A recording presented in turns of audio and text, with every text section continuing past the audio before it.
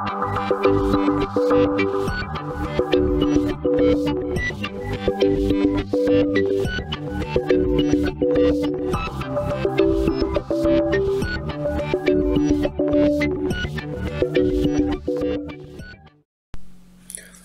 everybody and welcome to another video. I've got all my kit available now so I can program the Gotek. So what we needed was a USB to TTL converter, a programming cable. Now this is one that I was given for the Raspberry Pi. So we'll have to see whether this works or not. It should do, it's got enough cables.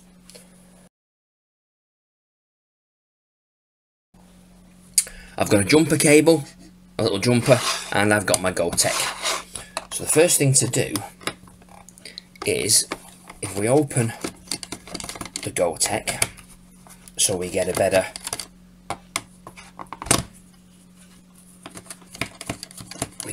look inside at the case. There we go.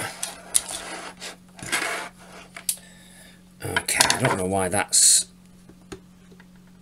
on there. It's a bit strange. Take that one off there, I think. A rogue jumper cable. Very strange indeed. So I've got my instructions here on how to do it. As you can see, I've got my light up here. Where can I show you? Can't get it. There. So I've got a light on a U-shaped camera grip, which makes it easier for me to video these, and it doesn't really shake on the table, which is pretty good, I suppose.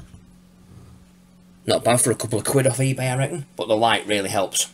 Anyway, on the Gotek, as you saw in the last video I did, I've put the header pins on, and I soldered those on permanently. The sound module is on there, as it was on those other pins, the middle ones of the set. Now, for some reason, this jumper here, you can see, maybe that one there, was on pins 3 and 4, and not 5 and 6. Everybody I've looked at online does it on 5 and 6, so I've moved it to there. Anyway, back onto programming. The first thing we need to do is put this into programming mode, and that is the first two jumpers across here. So if we put a nice blue, there we go.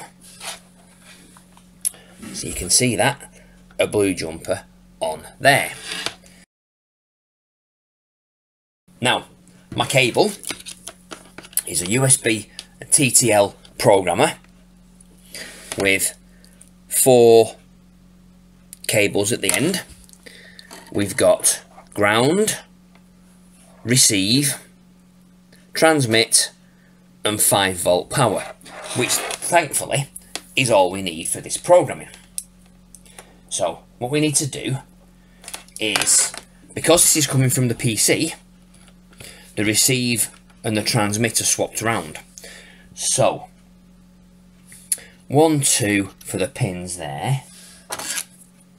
If I look at it which way round on my instructions, that way round, like that. Yes, there we go, that's right. So can we see here? I don't know whether we can actually zoom in on that. Let me see, this camera isn't the best. I'm going to have to buy a new one, as I keep professing. Right, here. So, your first two are blocked off with a jumper. That's programming mode. Your next pin along is transmit, which means my white cable is receive. So the white cable goes on transmit. The green cable is transmit from the PC, so it goes on to receive. And now this is the clever bit. The red power, so we've got not connected, ground, 5 volts. So red power goes to 5 volts, like so, and then ground goes to the first grounding pin. Now, can you see? Let me see if I can zoom out a bit. Right. Can you see that there? So, white's the first pin. I spin those cables around. It's very difficult with this paper on. There we go.